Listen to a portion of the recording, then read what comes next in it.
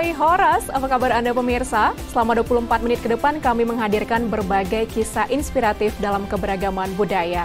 Saya Agnes Nambela, inilah Bingkai Sumatera. Ingin bersumbangsi pada dunia pendidikan sejak pandemi, Putri Libriani Damanik dan Adi Putra Raja Gugu membangun tempat belajar gratis bagi anak-anak prasejahtera yang tinggal di Medan Tembung. Dengan dana pribadi, kedua pemuda inspiratif ini mendedikasikan waktu dan tenaga mereka untuk mengajar anak-anak setiap hari secara sukarela. Kita bisa merangkul lebih banyak lagi lah anak-anak, apalagi yang kurang mampu ya, itu paling utama sih. Supaya mereka jangan kalah dengan orang-orang di luar sana. Contoh ini di kota Medan, mereka pun di kota Medan. Cuman kalau kita udah melangkah mungkin ke Medan kota, mereka itu udah kalah banget. Jadi itu tujuan kita untuk meningkatkan ya pengetahuan mereka.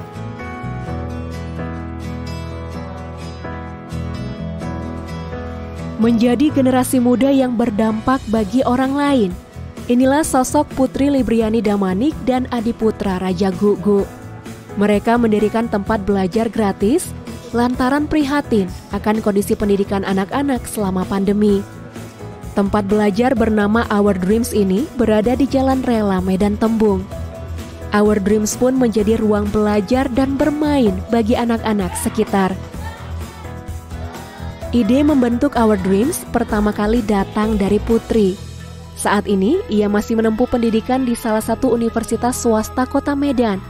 Perempuan kelahiran Pahae 8 Oktober 2001 ini berharap dapat membantu anak-anak di lingkungan sekitarnya untuk belajar dengan lebih baik selama pandemi. Tidak dapat berjuang sendiri, anak ketiga dari 5 bersaudara ini mengajak Adi yang merupakan seniornya di kampus untuk menjadi bagian dari Our Dreams. Saya mengajak Bang Adi, pertamanya saya minta buku dulu dari Bang Adi. Terus itu Bang Adi nanya, ini bukunya untuk apa gitu kan. Jadi saya bilang untuk anak-anak yang belajar di les gitu. Dan itulah jadi kami chattingan juga. Jadi saya ajaklah Bang Adi untuk membantu saya untuk mengajarinya juga. Memiliki passion dalam mengajar, Adi yang kini bekerja di industri kreatif ini pun menerima ajakan Putri.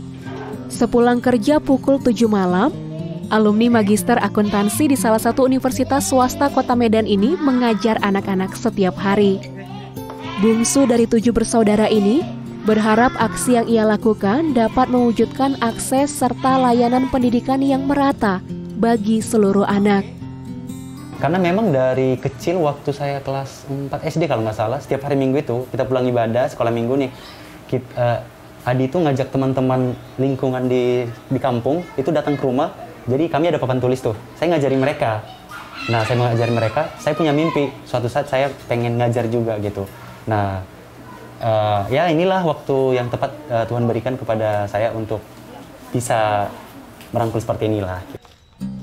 Daniel Damanik merupakan salah seorang siswa yang diajar oleh Adi dan Putri. Belajar secara daring kerap membuatnya bosan. Aktivitas belajar bersama teman-teman di Our Dreams ini menjadi rutinitas baru yang menyenangkan bagi Daniel. Nama saya Daniel Damani, kelas 6 SD, umur 11 tahun. Cita-cita saya menjadi tentara. Impian saya menjadi orang pintar, asik, tapi pembelajarannya sulit. Tapi saya bisa mengikuti pembelajarannya karena saya diajari dengan Bang Adi dan Miss Putri. Hampir setahun melangkah bersama Our Dreams, Putri dan Adi membuktikan bahwa generasi muda dapat bergerak bersama demi kebaikan, melakukan hal positif dan berguna bagi sesama.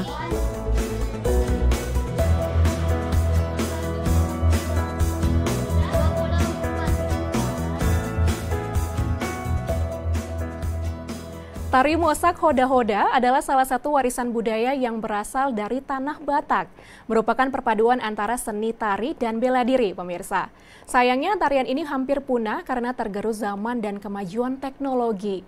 Lalu Balai Arkeologi Sumatera Utara pun berusaha mengingatkan masyarakat dengan mengadakan diskusi budaya yang menghadirkan pemerhati budaya tarian Hoda-Hoda yakni Kawan Pandiangan. Berikut liputan selengkapnya.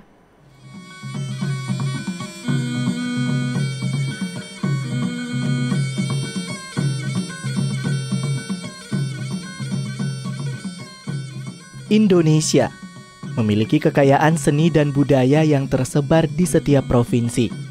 Seni budaya ini pun berbeda-beda, serta memiliki nilai dan keunikan tersendiri. Oleh karenanya, diperlukan tindakan ekstra untuk melestarikan kesenian dan budaya yang kita miliki, agar tidak punah tergerus kemajuan zaman dan perkembangan teknologi. Satu di antaranya adalah tarian Mosak Hoda-Hoda seni budaya asal Tanah Batak. Tarian ini perpaduan antara seni tari dan bela diri. Dalam istilah Batak Toba, Hoda-Hoda berarti kuda. Oleh karenanya, tarian ini menggunakan kuda buatan. Namun kini tarian Mosak Hoda-Hoda hampir punah dan terlupakan, khususnya di wilayah asalnya, Samosir dan Toba. Belum lama ini, Balai Arkeologi Sumatera Utara mengadakan diskusi budaya bersama para pemerhati dan pegiat budaya di Aula Balai Arkeologi Sumatera Utara. Dalam diskusi ini, dibahas terkait tarian Mosak Hoda-Hoda yang dalam kondisi menjelang punah. Diskusi ini pun diharapkan dapat menampung ide, saran, dan aspirasi untuk menyelamatkan keberadaan tarian Mosak Hoda-Hoda. Ya, tari Hoda-Hoda yang kita coba diskusikan di sini itu kan menariknya itu kan memuat berbagai aspek di dalamnya. Jadi tidak hanya tarian saja, tetapi juga ada pencaksilat di sana. Kemudian ada aspek religi sebenarnya di sana dan aspek-aspek penguatan struktur sosial. Oleh karena itu, kondisinya yang ada kita wajib mendiskusikan ini agar Hoda-Hoda ini bisa kembali bangkit. Salah seorang pemerhati budaya yang berasal dari Balige bernama Kawan Pandiangan merasa prihatin akan punahnya seni budaya asal Tanah Batak ini. Ia pun melakukan penelitian di Desa Pardomuan, Kecamatan Onan Runggu, Samosir, dan menuliskannya dalam sebuah buku yang berjudul Tari Mosak Hoda-Hoda, sebuah tarian yang terlupakan di Kabupaten Samosir. Hal ini ia lakukan sebagai salah satu upaya dalam melestarikan, menggali, dan pemajuan budaya. Setelah kita dapatkan dari Dinas Kebudayaan setempat, bahwasanya sebuah kesenian langka yang kita sebut sebagai tarian Mosak Hoda-Hoda ada di suatu daerah.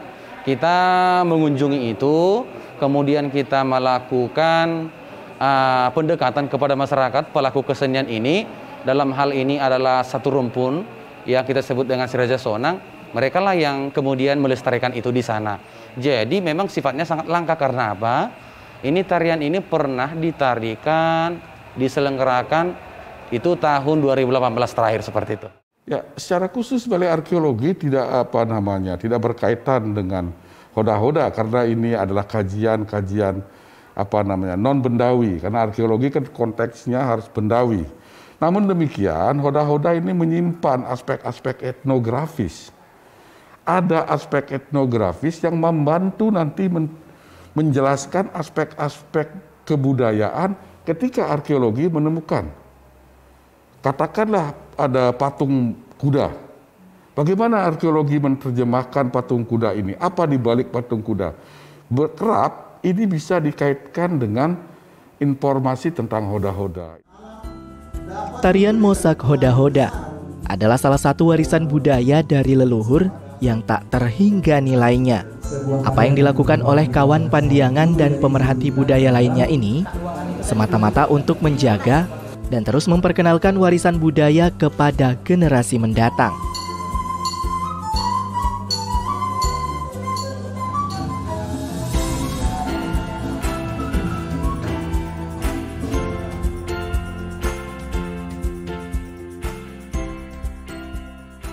Sebagai seorang petani yang merasakan sulitnya mengenyam pendidikan, Ibnu Yusuf berinisiatif mendirikan sebuah sekolah gratis untuk anak-anak miskin di desanya di Kabupaten Langkat, Sumatera Utara. Meski gratis, sekolah ini tetap utamakan kualitas, pemirsa. Seperti apa perjuangannya? Kita saksikan dalam liputan berikut.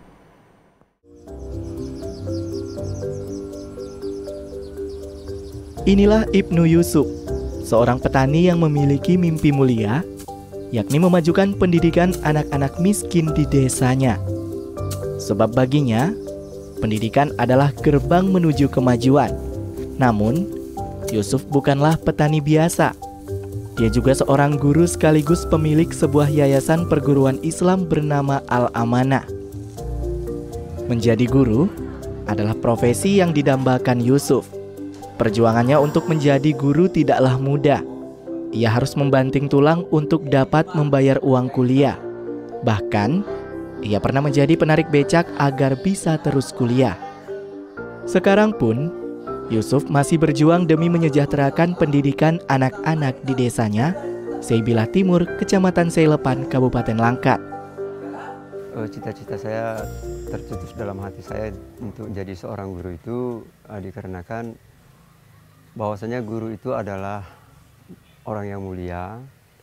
Juga seorang guru itu baik di tengah-tengah masyarakat. Dia juga merupakan pemberi materi ilmu kepada anak-anak. Bahwasanya juga Allah Subhanahu wa taala juga berfirman, yarfa'illahil ladzina amanu minkum walladzina utul ilma darajat.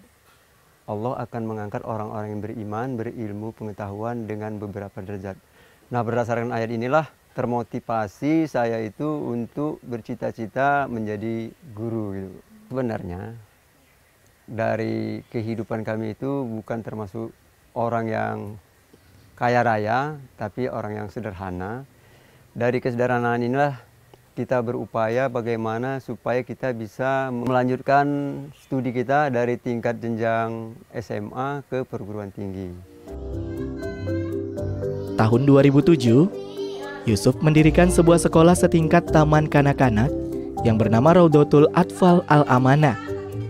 Ada puluhan anak-anak yang menimba ilmu di sini. Iuran sekolah yang dibebankan juga sangat kecil. Per bulannya, orang tua siswa hanya membayar Rp35.000.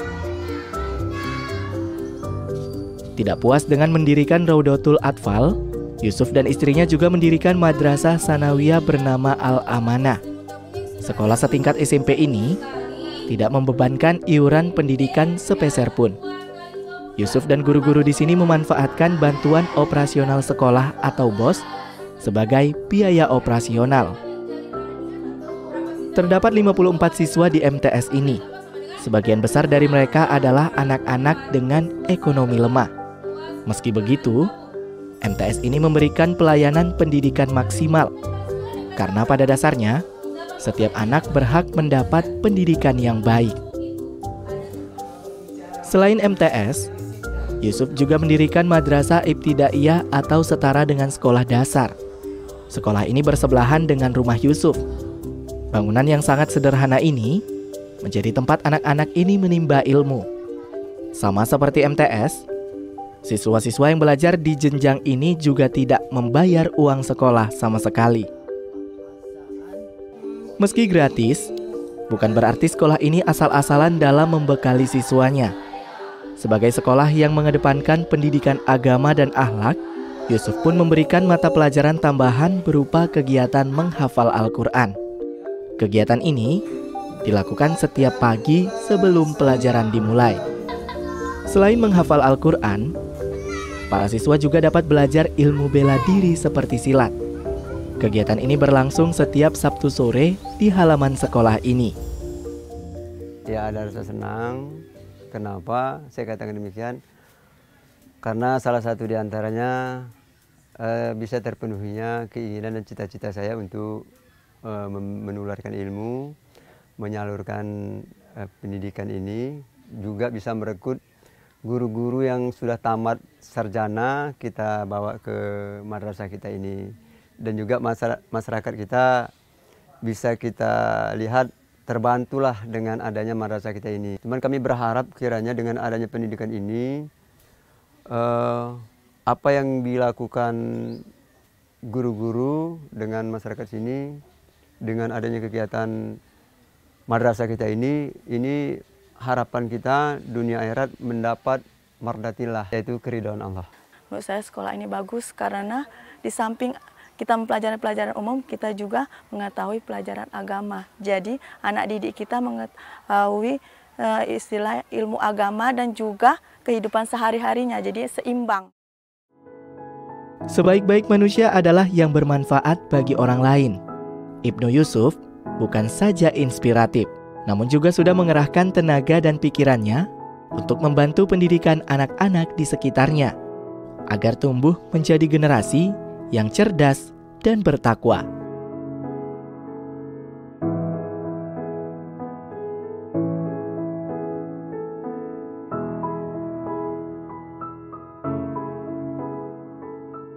Pemirsa, tidak semua kucing liar memperoleh hak hidup yang layak. Karena itulah hadir sejumlah shelter kucing liar. Satu di antaranya Rumah Kucing Fur Baby yang terletak di Kota Medan. Rumah kucing ini menyediakan makanan, tempat tinggal, dan perawatan kesehatan untuk kucing-kucing liar. Seperti apa pemirsa? Rekan kami Grace Colin akan membahasnya dalam segmen Sekitar Kita.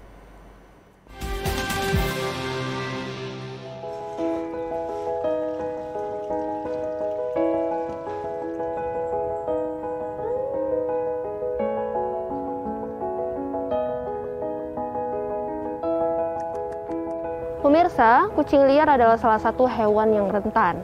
Selain rentan dalam segi gizi, kucing liar juga rentan dari segi keselamatan dan juga kesehatan, pemirsa. Nah, di Kota Medan, ada seorang ibu rumah tangga yang peduli terhadap nasib kucing liar dan menyediakan shelter untuk mereka. Nah, siapakah dia dan seperti apa aksinya? Yuk, ikuti saya.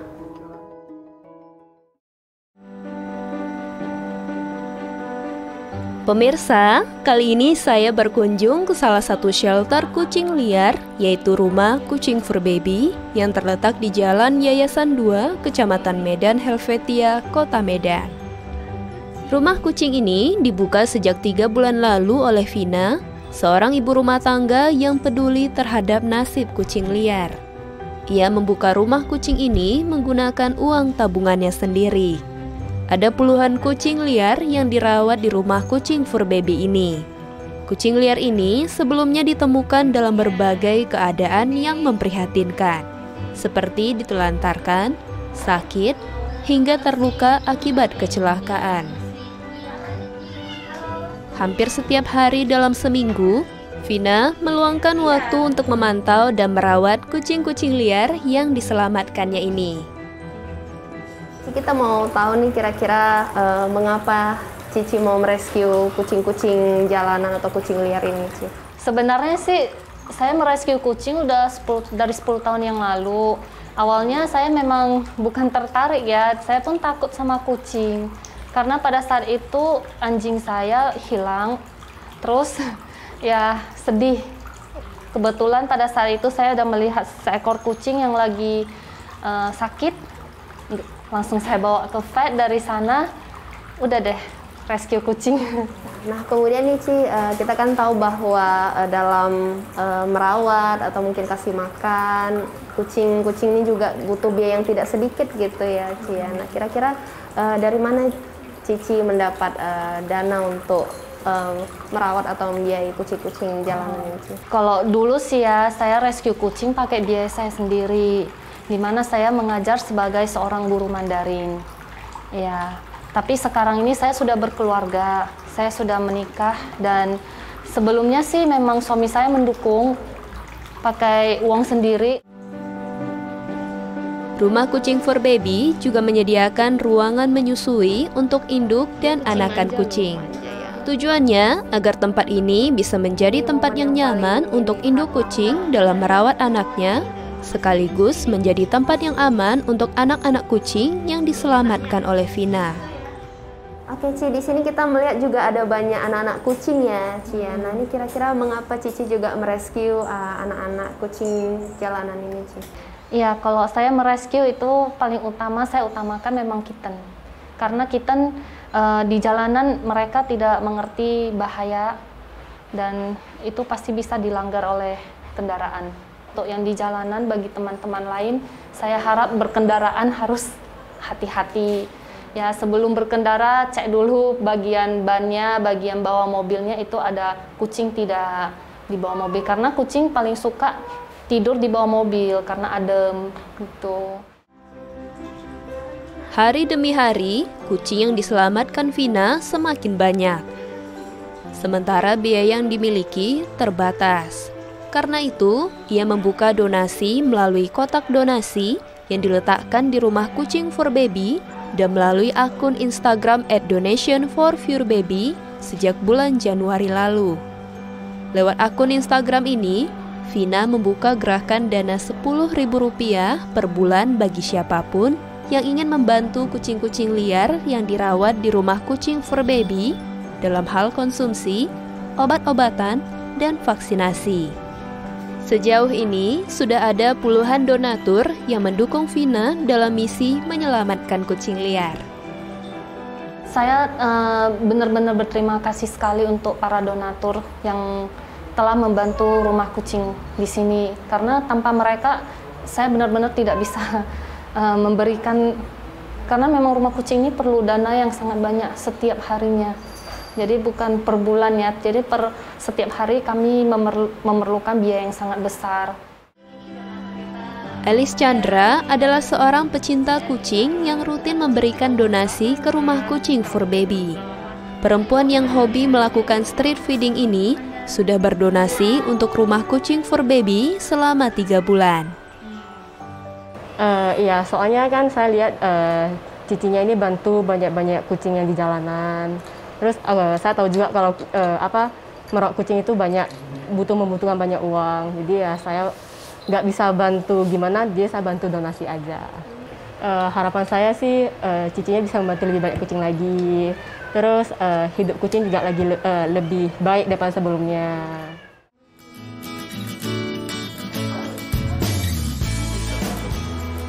Nah, pemirsa, merawat kucing liar itu ternyata tidak sulit kok. Caranya dengan berdonasi Rp10.000 ke rekening rumah kucing for baby setiap bulannya. Seperti yang dilakukan oleh Bu Elis Chandra tadi. Nah, yuk kita mulai menyayangi kucing-kucing liar dan hewan-hewan di sekitar kita karena mereka tinggal di satu atap langit yang sama dengan kita.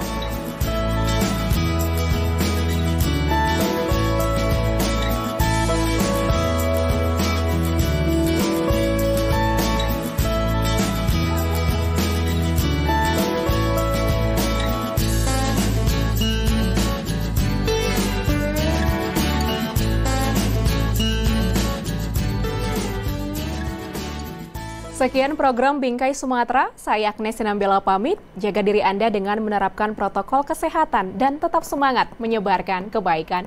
Sampai jumpa.